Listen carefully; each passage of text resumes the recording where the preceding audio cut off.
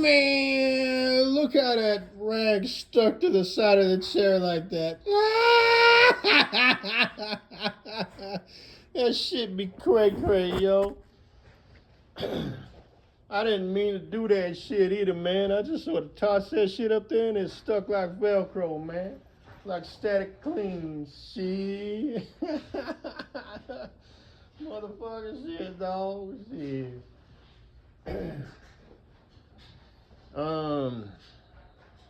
Anyway, that's my booger blanket, as I call them. I tried using handkerchiefs, but I don't like the texture. No, I don't chew on them.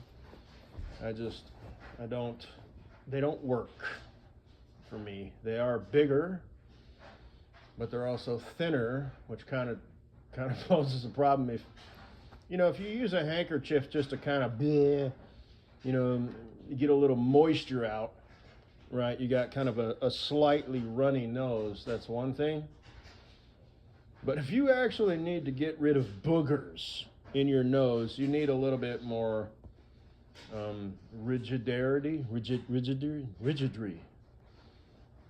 But anyway, and that's just what's up. And it hides the boogers better, again, because it's thicker. Not to sound gross, There's no way you can't say that. That's a stupid thing to say. Not to make this sound disgusting or anything, but no, it's disgusting. There's no way it just is. There's no way to present that in a way that it's not. But anyway, I use rags. You want to see something funny? You want to see something dagwam funny, hilarious? Take a journey with me, dear online family and friends. Walk this way. Aerosmith song, Check this out. This isn't even all of them that I got. This is probably, And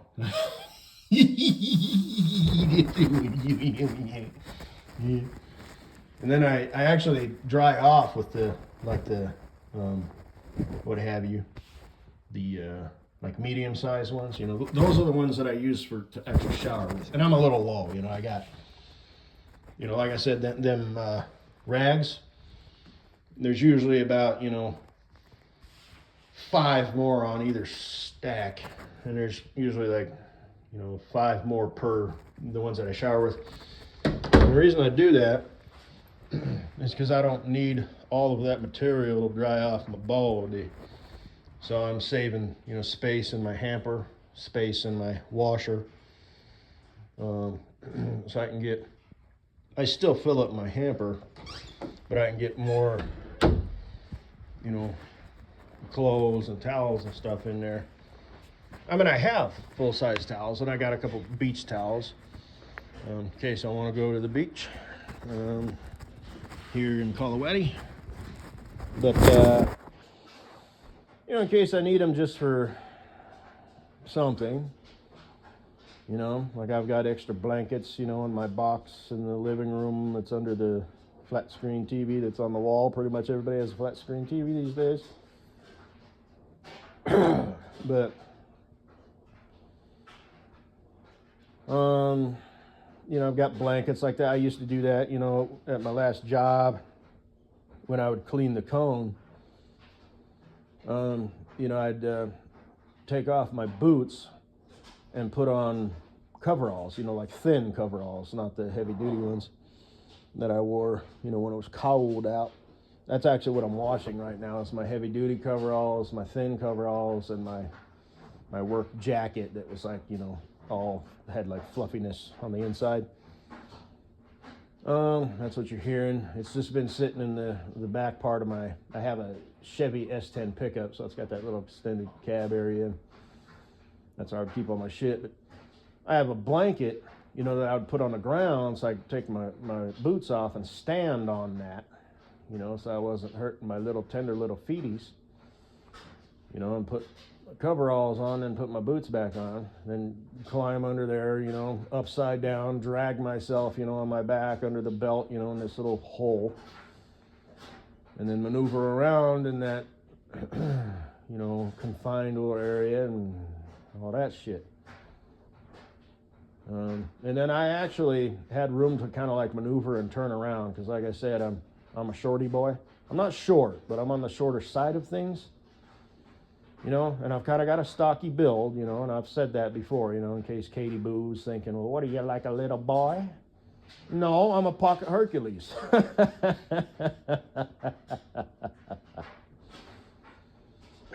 But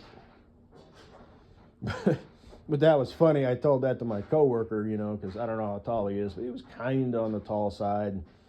I said, that's one of the very few benefits of being, I told him, I said, I actually got room to turn around in there. I can like stand up and turn around. I said, that's one of the very few benefits of being short. And he laughed out loud.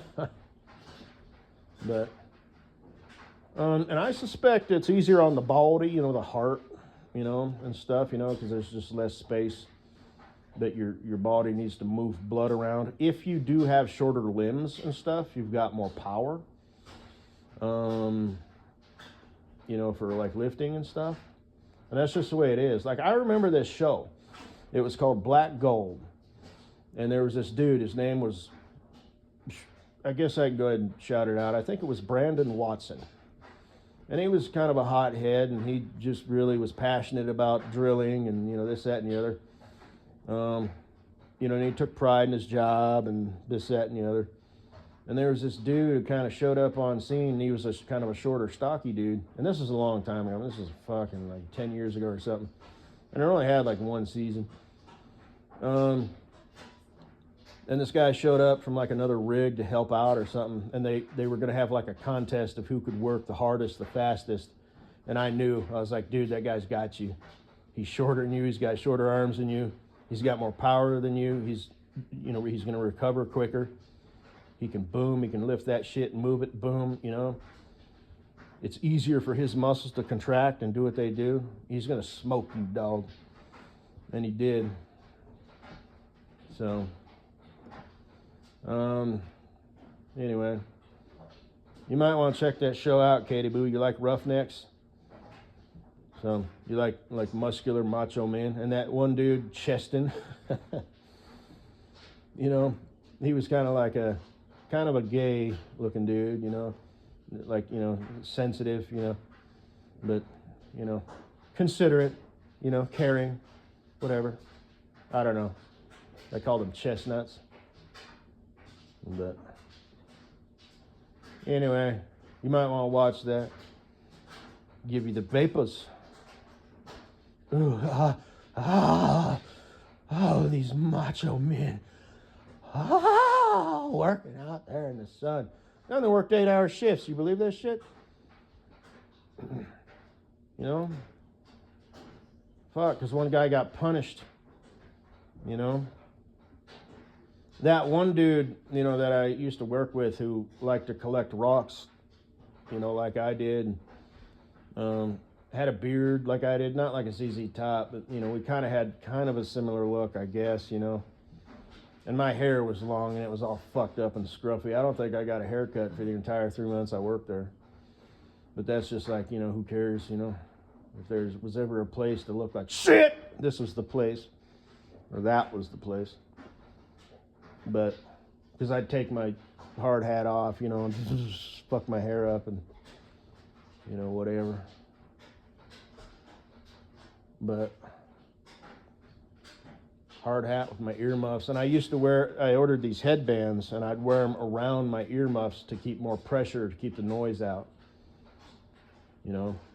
I don't give a shit, I do shit practically, like at my last job when the wind was blowing, I'd wear goggles, and I just keep them around my neck, swim goggles. Only problem with that is you get a little bit of moisture and they fog up. It would have been better to wear some sort of ski goggle configuration, but I never got around to it because they have like vents on the side, I think. It's been a while since I used to snowboard, but yes, I think I wore goggles. I didn't just wear sunglasses or something like that. I don't remember, but That would have been better. And you always had to wear safety glasses, and just blah, blah. But, what was I talking about? Losing my train of thought. Oh, yeah, I just 8-hour shifts. I bet you got a fucking lunch, too, didn't you?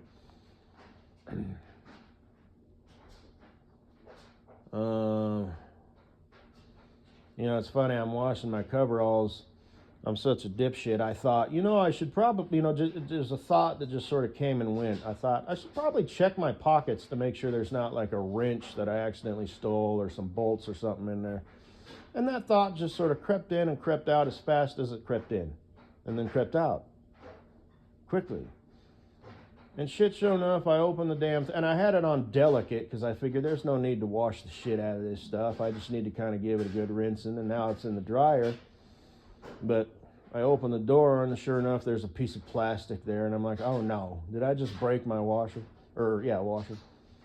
And there was 3 nuts and 4 bolts and 3 washers and a couple pieces of broken plastic. Shit, sure enough, there were some bolts in there that I had in the pocket that I forgot to take out, and they came out and broke.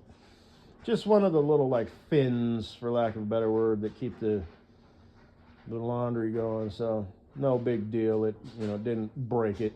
I mean, it did, but it didn't, break it. So, anyway, I almost got into the oil rig industry, not as a driver, but, an actual oil rig hand.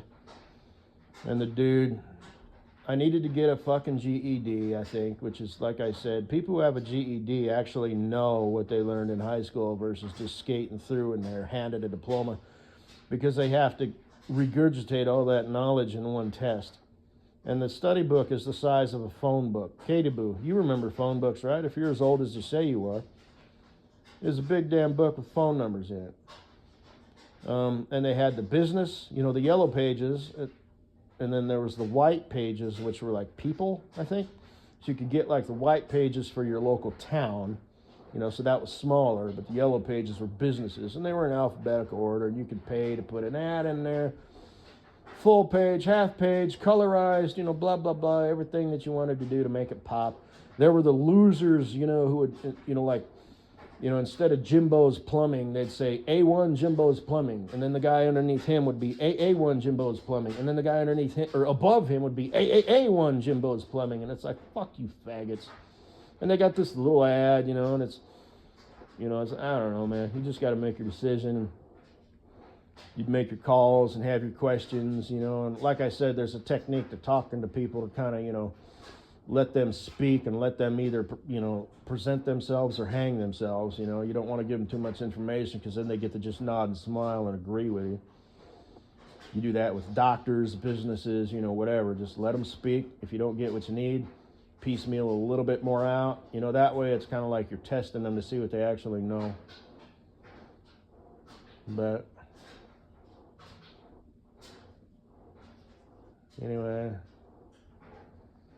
So how you doing? You mad at me, for basically saying you're too old to have kids, it's not in the cards for you. You could get married, you could find you a man, someone to spend your life with, a companion other than your dog, an actual like human companion, and that can hold you and stuff. Snuggle up on you and shit, just not as a dog. Then you can grow old together. But kids ain't in your future. I know you'll try, though. When you do find your wonder boy, you'll try, and it'll be a huge disappointment. And you'll blame yourself, and then you'll blame him, and, well, maybe not. But like I said, get the fuck, you're aware of that, right? I know you want to get married because the Fatty McFat fuck, and you were like, that was kind of cute. I might have to watch that again. Then again, everything you do is cute and adorable. She's some kind of wonderful. Just like that, she's some kind of wonderful. Fuck yeah, she's some kind of wonderful. She's my lady, she's some kind of wonderful. How many fools in control did that sort of shit? That's one complete not a fucking bullshit.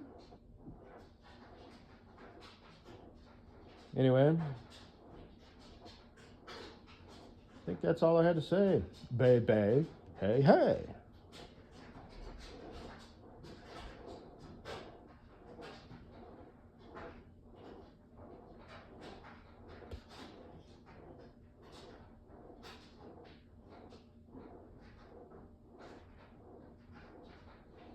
Yeah. I still better, well, it was a couple days ago actually, this video where this dude, it was an airline pilot, and somebody like smelled, alcohol on him. And the cop shows up, and it's body cam footage, and they pull him out the aircraft, and when's the last time you drank, and how many did you have, and did you take the test, on the field sobriety test. And it would appear that he passed, but there's biological markers that you can't cover up. You might be really good at counting backwards from 72 to 59, or saying the alphabet from G to F or whatever, A, B, C, D, E, F, G, H, I, J, K, whatever, without singing a song. And you might be able to do the hokey pokey and 1 foot in, and that's what it's all about, and all that shit. But you can't hide your pupils and your eyes. Apparently when they move the pin, if you're under the influence, your eyes, the movement is like jerky. I remember when the cop did that with me.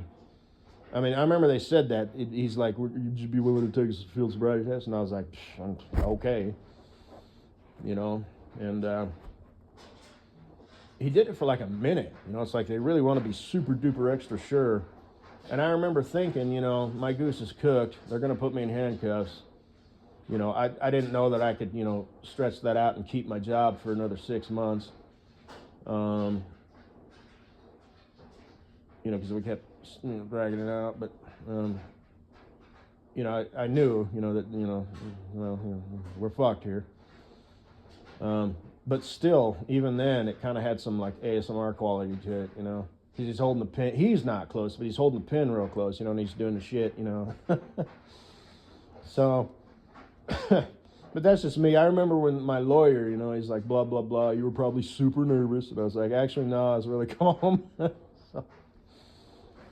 But, and I remember at the hospital, the cop was like, he's been very cooperative, I said, yeah. But,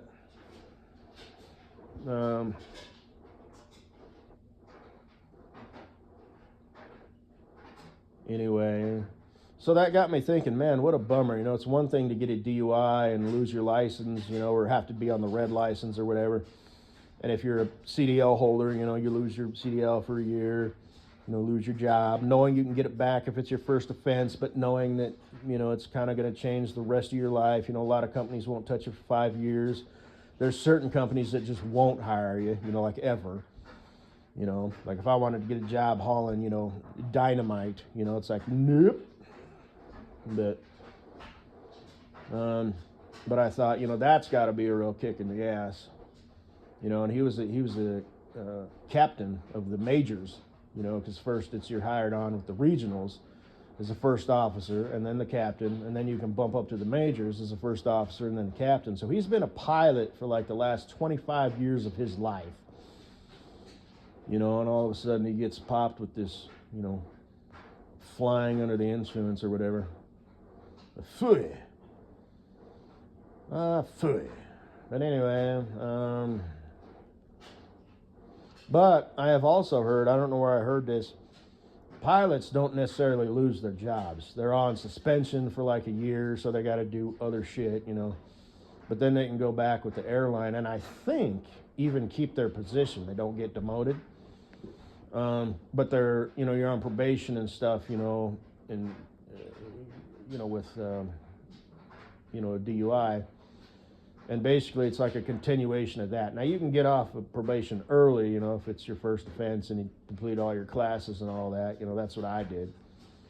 So I was only on probation for 6 months.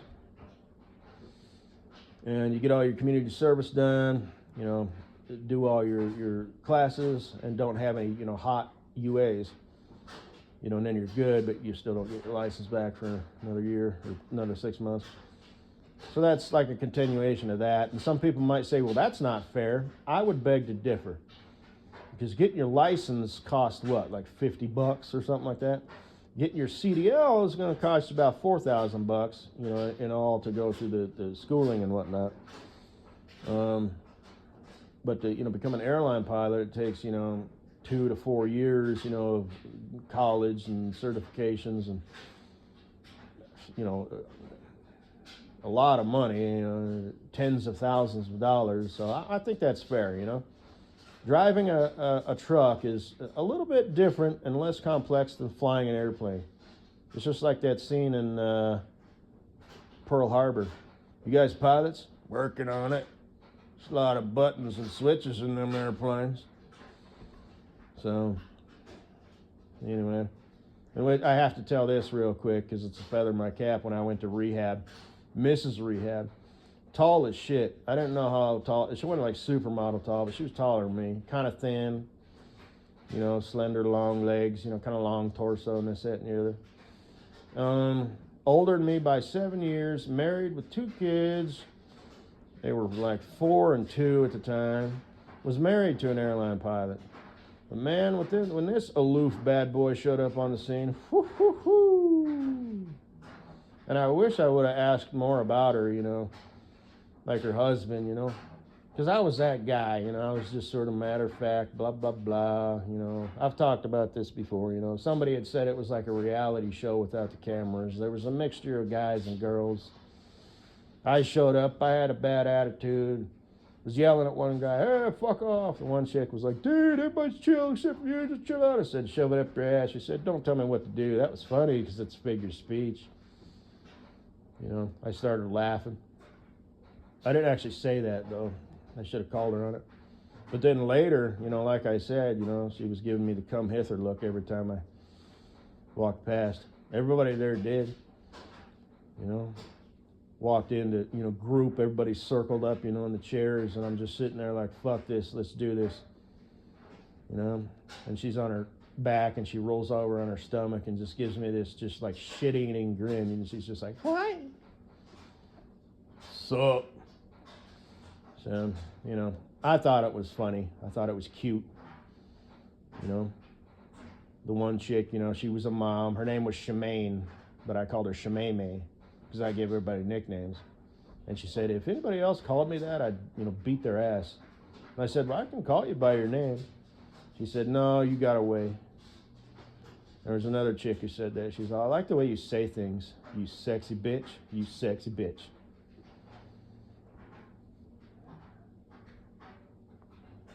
But anyway, yeah, I wish I would have, you know, because I believe that he was on furlough, right? And I believe, and he smoked weed. You know, she had like admitted that, and I was like, I think your husband might have just lost his job, and he just hasn't told you yet, you know. But anyway, and I didn't do it, you know. I don't know, I just didn't care, you know. But like I said, like I wish I would have said, how tall is your husband? She would have told me. Then I would have said, how big's his dick? And then like hold my fingers out, like about like this, about like this. And then she's the type of girl probably who would have been like, about like this, you know, kind of blushing and smirking, you know, and just like, I'd be like, oh, good, I'm like twice his size, you know, you know, I'm just fucking around.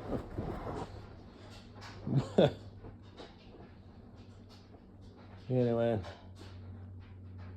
yeah, what's her name? You know, you know, because I'd tell people, like Shemaime, I'd tell her shit, and when she laughed, she came and gave me a hug. You know, she's a thank you for all your wisdom, and I think it was legit. You know, it wasn't like, oh, thanks, you little squirrel monkey, you know, for trying to be nice. You're so pathetic. It's like, no, it was legit. You know, I was given real information. But what's her name? You know, she was talking about her boyfriend, how she's fighting with him. And I'd say, you know, yeah, I bet you did this, and then he did that, and he waited 5 minutes, and then you called, and you picked up the phone right away, and you were in tears, and he was like, I just get so fucking mad. I don't know where I'd be without you. And I was just dropping all this shit. And she was looking at me like, oh, I want to have your baby. And later I was in the kitchen eating a bowl of Frosted Flakes, because, does the body good. They're great. And I still like Frosted Flakes to this day. It's probably one of my favorite cereals. Captain Crunch is also a good one. What's another good one? The Crave. which is a relatively new one. It's kind of like Captain Crunch, only they're like filled with chocolate. Here's the thing, given a choice though between Captain Crunch and Crave, I'd go Captain Crunch. I don't know if Crave is still on the scene. Be honest with you, it's good. It was good. It is good. I know I'd still like it. I might still have some in my pantry that has been in there for like the last 5 years. So obviously it's not that good. I haven't gotten it eaten, but anyway, Honey Nut Cheerios, a timeless classic. So that's going to be a thing, you know. I mean, if I want to troll, did that sort of shit, and it's only complete and utter fucking bullshit, and we had kids on the scene, you know, we'd be eating breakfast, you know, in the morning, and that'd be like something that kind of you'd give me shit over, you know, like, you like kid cereal just more than the kids. You should be eating oatmeal, you know, or some shit, you know, and it's like, everybody loves kid cereal. Lucky Charms? No. Fruit Loops? No. Apple Jacks? Man, yeah, we're talking. I'm listening. Cocoa Krispies? Yeah. Plus you get the chocolate milk at the end, the tipping of the bowl. But anyway, so I was, you know, out there just by myself, you know, eating cereal, and she comes and sits down like one chair over, and it's just sitting there. And just out of the blue, she's all, just asking me. So I'm taking a bite, you know, I'm munching, and I just sort of look over at her, and I don't say a fucking thing. And she didn't look at me, and I looked at her for like 3 seconds, and just looked back at my cereal and kept eating. What the fuck you talking about?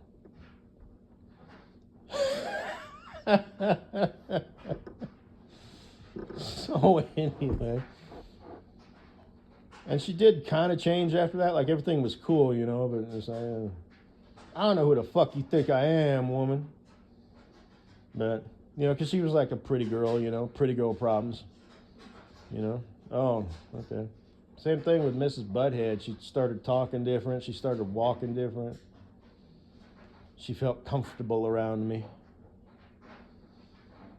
So, anyway, and at first, like I said, I'd sit down. She'd get up and leave. You forgot your cigarettes. Yeah, I should have had a leather jacket, wore sunglasses all the time, and slicked my hair back. I was that guy. I was the aloof. I guess maybe bad boy at first, but, you know, I was just cool as a cucumber, you know, the Fonz, you know, because that's just who I am. I've been accused of having too much swagger. Unfucking believable. So, well, I got anyway. So, 28 minutes. This turned into some shit. Like I said, you're welcome. Enjoy.